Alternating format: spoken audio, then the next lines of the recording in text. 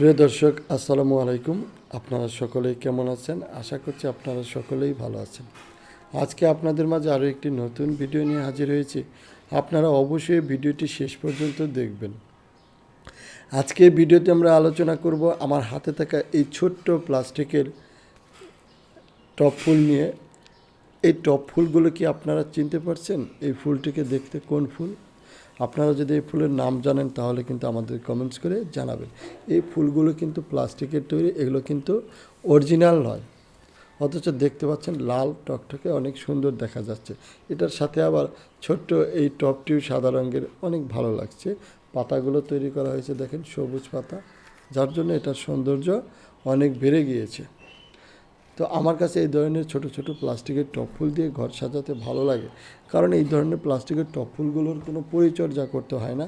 এটা রাখার জন্য আলাদা কোনো জায়গা লাগে না, এগুলো সহজে নষ্ট হয় না এবং এগুলোর দামও অনেক কম।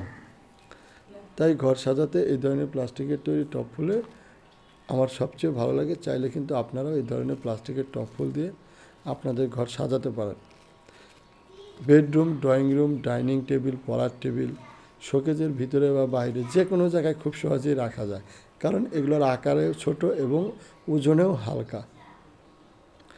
আর এই ফুলটির নাম আপনাদের বলতে বলেছিলাম, যাই হোক আমি এই নামটি আপনাদের বলে দিচ্ছি। এটা দেখতে পাচ্ছেন, এটা হলো প্লাস্টিকের তৈরি লাল রঙের গোলাপ ফুল।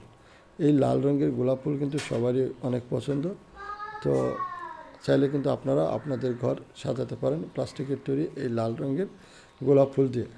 আর যদি এই প্লাস্টিকের তৈরি এই টপ ফুলগুলো আপনাদের কাছে ভালো লাগে তাহলে অবশ্যই এই ভিডিওতে একটা লাইক দিয়ে চ্যানেলটা সাবস্ক্রাইব করে দিবেন। আপনাদের সাথে আবারও দেখা হবে নতুন কোনো ভিডিও নিয়ে। সে পর্যন্ত সকলেই ভালো থাকবেন। ধন্যবাদ।